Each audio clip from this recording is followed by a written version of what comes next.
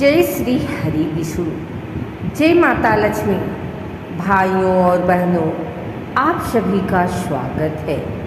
आज हम सुनेंगे द्वादशी व्रत की ऐसी चमत्कारी कथा जिसे सुनने मात्र से भगवान विष्णु की कृपा प्राप्त होती है, घर की नकारात्मकता दूर होती है और जीवन में सुख समृद्धि का आगमन होता है। कहते हैं कि जो भक्त श्रद्धा और नियम पूर्वक द्वादशी व्रत करता है उसके कई जन्मों के पाप नष्ट हो जाते हैं और भगवान नारायण स्वयं उसकी रक्षा करते हैं। यह कथा केवल एक कहानी नहीं बल्कि विश्वास, भक्ति और भगवान की कृपा का जीवंत प्रमाण है।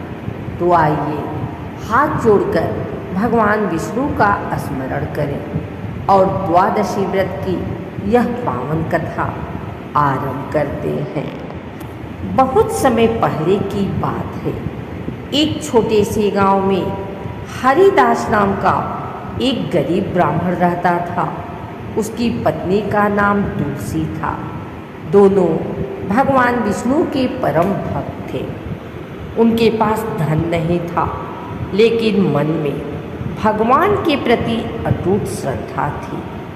हरिदास प्रतिदिन सुबह नदी में स्नान करता, तुलसी में जल चढ़ाता और भगवान विष्णु का नाम लेकर ही अन्न ग्रहण करता। लेकिन समय हमेशा एक जैसा नहीं रहता।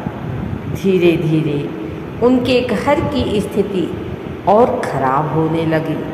कई बार 2 समय का भोजन भी नसीब नहीं होता था। गांव वाले उनका मजाक उड़ाते, भक्ति से पेट नहीं भरता।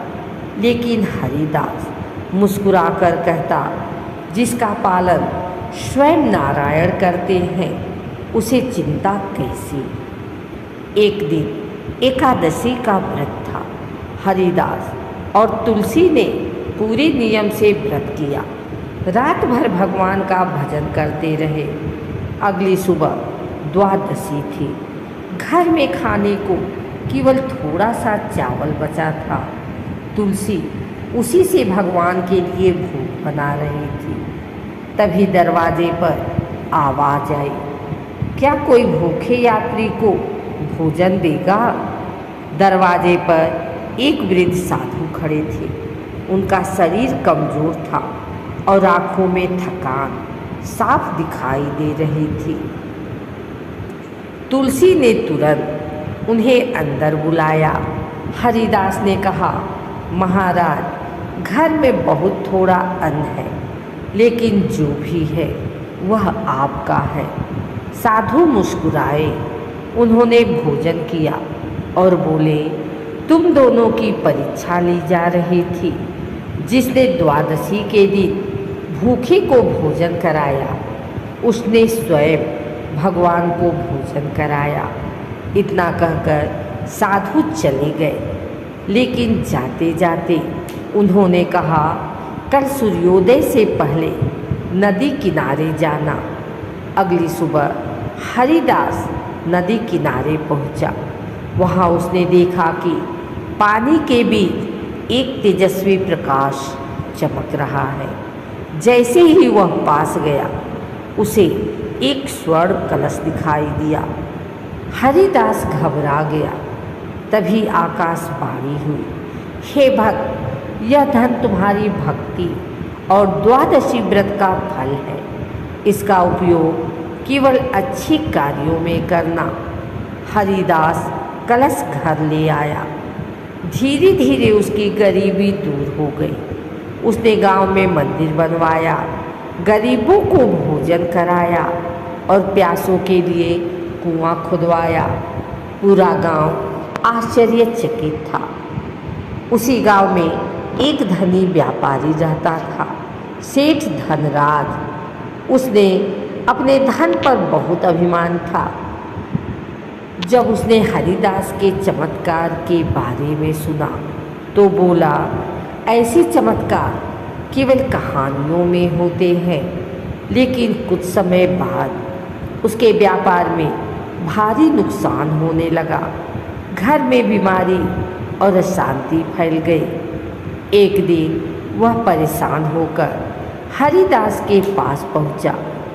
हरिदास ने कहा, धन का घमंड मनुष्य को भगवान से दूर कर देता है।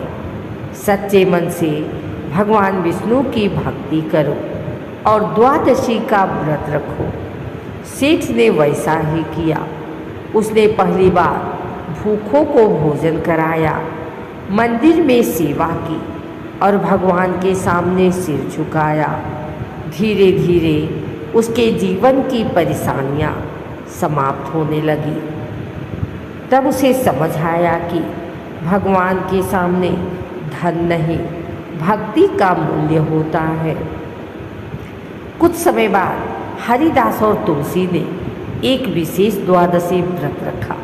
उस रात दोनों मंदिर में भजन कर रहे थे। अचानक मंदिर में तेज प्रकाश फैल गया। घंटियां अपने आप बजने लगी। दोनों ने आंखें खोली तो देखा स्वयं भगवान विष्णु और माता लक्ष्मी उनके सामने खड़े हैं। भगवान विष्णु बोले, हे भक्त, तुमने सच्चे मन से भक्ति, दया और सेवा की है। तुम्हारे घर में सदैव सुख और समृद्धि बनी रहेगी। माता लक्ष्मी ने कहा, जहाँ श्रद्धा और सेवा होती है वहाँ मैं स्वयं निवास करती हूँ। इतना कहकर भगवान अंतर ध्यान हो गए। हरिदास और तुलसी की आँखों में आनंद के आंसू बहने लगे। कहा जाता है कि द्वादशी व्रत करने से भगवान विष्णु की विशेष कृपा प्राप्त होती है। घर की नकारात्मक ऊर्जा समाप्त होती है, पितृदोष शांत होता है, धन और अन्न की कमी दूर होती है, रोग और दुख कम होते हैं, परिवार में सुख शांति बनी रहती है। विशेष रूप से द्वादशी के दिन गरीबों को भोजन कराना और तुलसी पूजा करना अत्यंत शुभ माना जाता है। भाइयों और बहनों, भगवान को महंगे भोग नहीं चाहिए। उन्हें चाहिए सच्चा मन, दया और श्रद्धा। जो भूखे को भोजन देता है, प्यासे को पानी देता है और भगवान का नाम प्रेम से लेता है, भगवान कभी उसका साथ नहीं छोड़ते।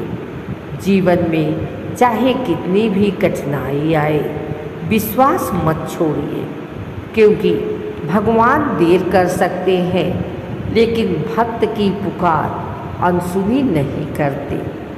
हे प्रभु श्री हरि विष्णु, हे माता लक्ष्मी, जैसे आपने हरिदास और तुलसी के जीवन को सुख और समृद्धि से भर दिया, वैसे ही इस कथा को सुनने वाले सभी भक्तों के जीवन में खुशियाँ भर दीजिए। जिस किसी के घर में दुख, रोग, दरिद्रता या चिंता है, उनके सभी कष्ट दूर करे प्रभु।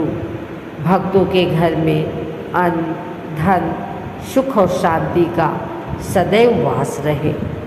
बोलिए श्री हरि विष्णु भगवान की जय, माता लक्ष्मी की जय, तुलसी माता की जय। यदि आपको यह कथा अच्छी लगी हो तो इसे अपने परिवार और मित्रों के साथ अवश्य साझा करें। धर्म की जय हो, अधर्म का नाश हो और संसार में प्रेम एवं सद्भावना बनी रहे। जय श्री हरि विष्णु।